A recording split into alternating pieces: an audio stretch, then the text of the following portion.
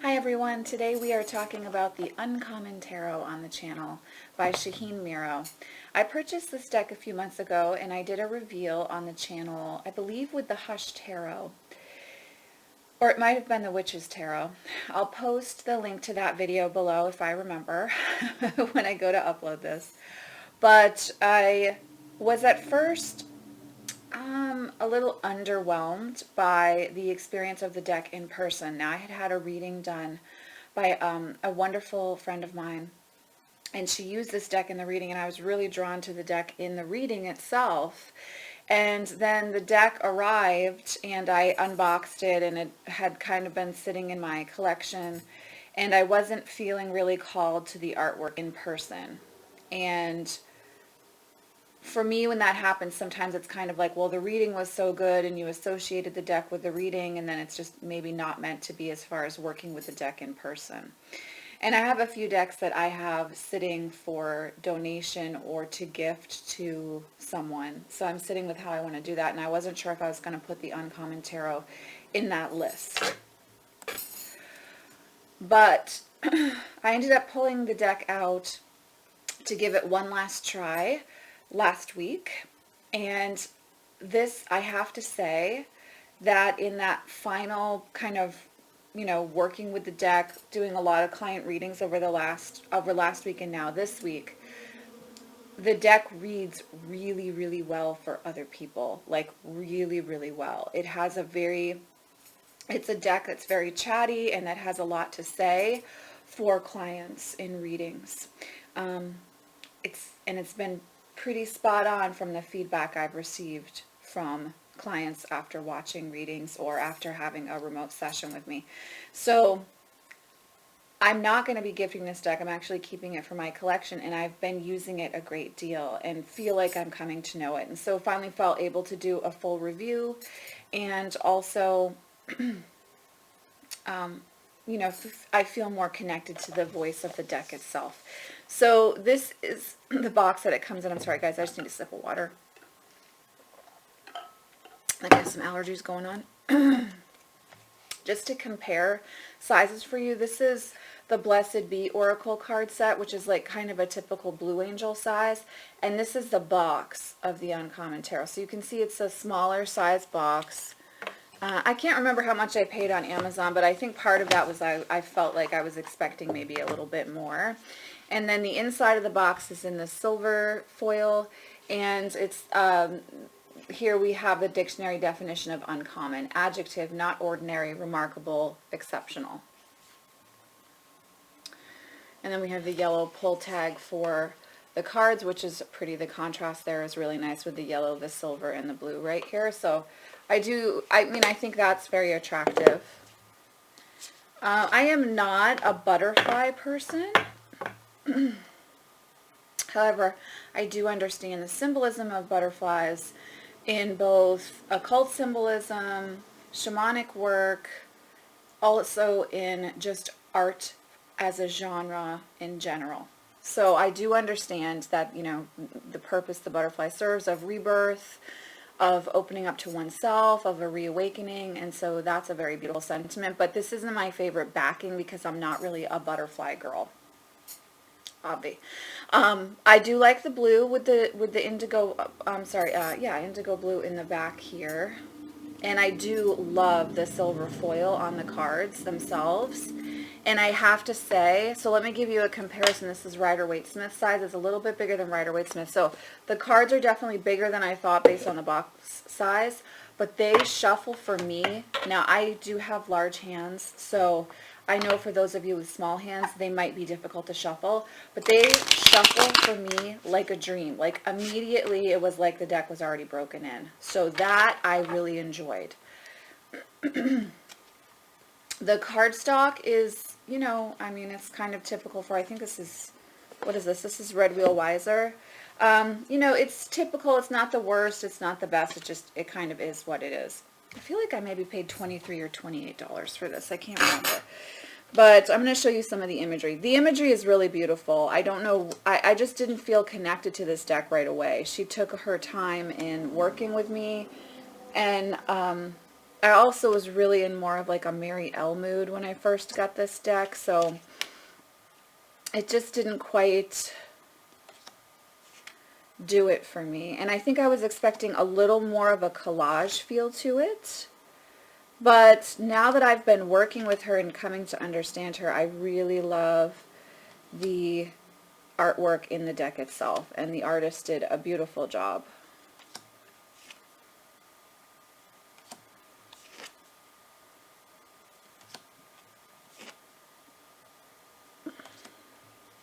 You know, you're not going to have any problem with the imagery if you're new to tarot. It's very much a traditional Rider-Waite-Smith in its imagery. I love this representation of the lovers here.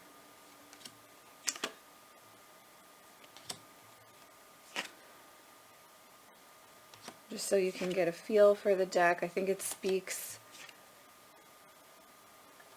really beautifully. And I'm just going to, here's the devil. I loved the imagery in that one. I thought the star was really beautiful as well.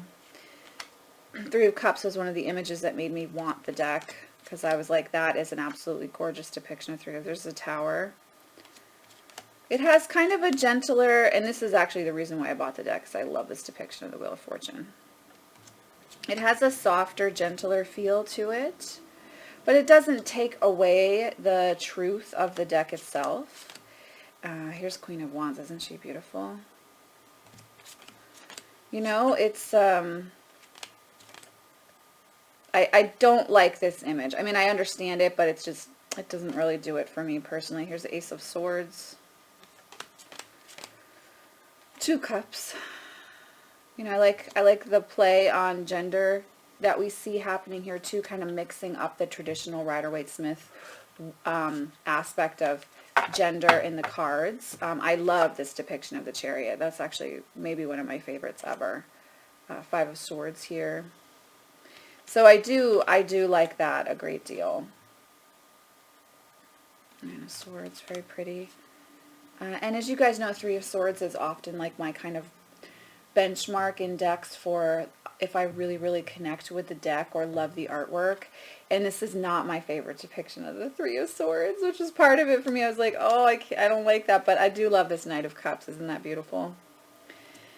So the artwork is beautiful on the whole.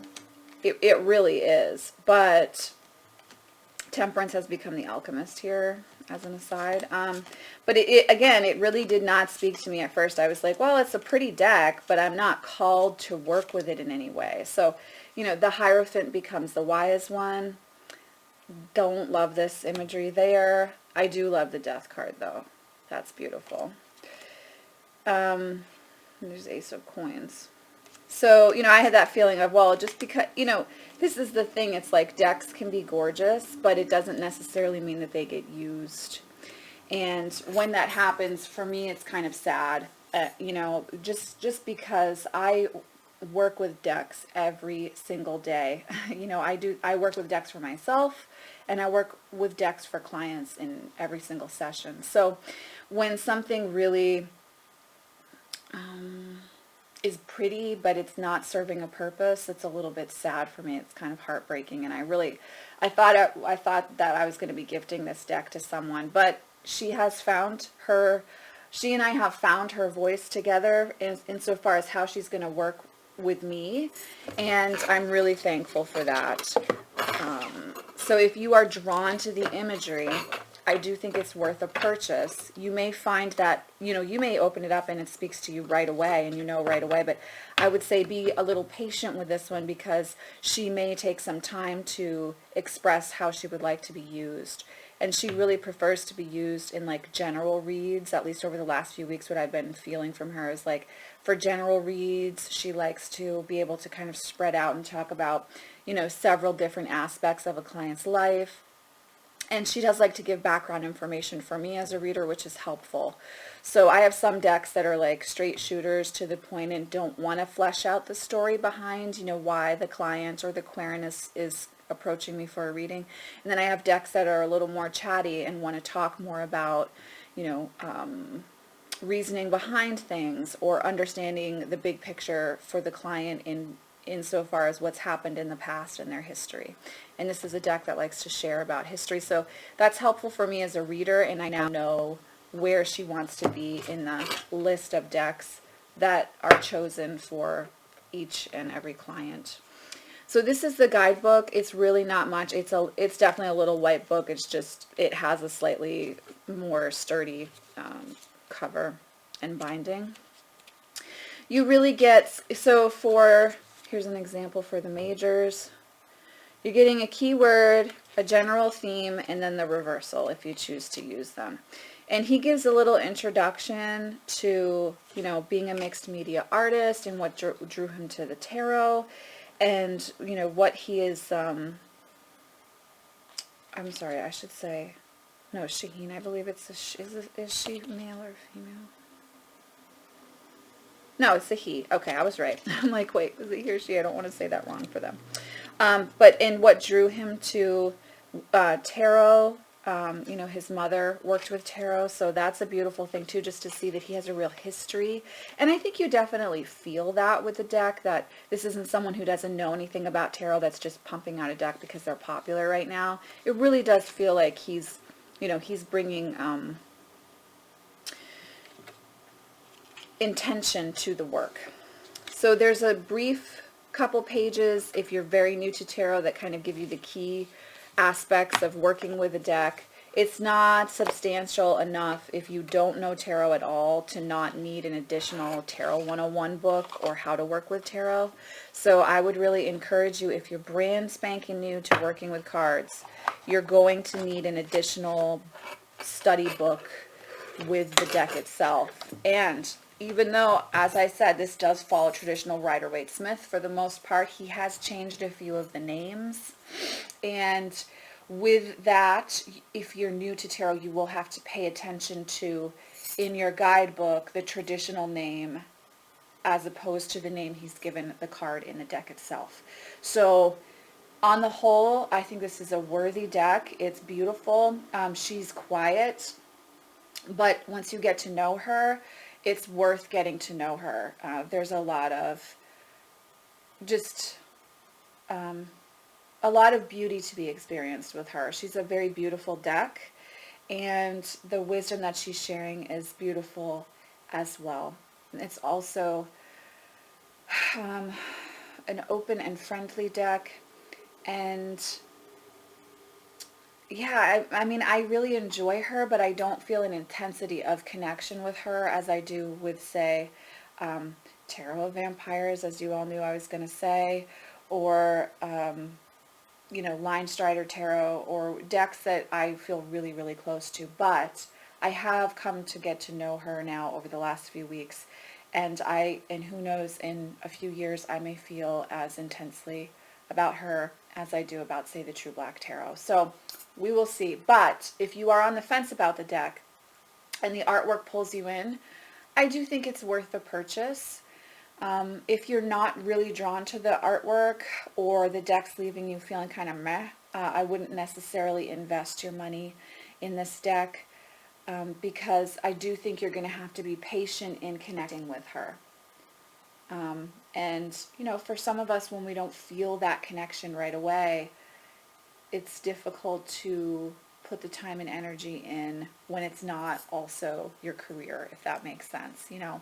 So I do totally understand that. So if the artwork doesn't immediately pull you in, I would say maybe wait, don't purchase it. But if the artwork does draw you in, it's definitely worth a purchase.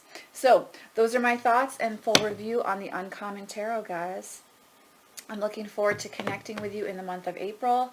I did a poll on Insta yesterday about what type of videos everyone would like to see in April, if they want tarot tutorials or chatty videos where maybe I pull a few cards while I'm talking, and I think like 96% of the polled people wanted chatty videos with tarot card pulls during the witchy chat. So that you're going to be seeing some more of those videos on the channel in the month of April. I just put up the double shot video for March, and yeah, I'm excited to connect with you all more in April. I am sending you all so much love and many blessings. I will see you in the next video. Bye.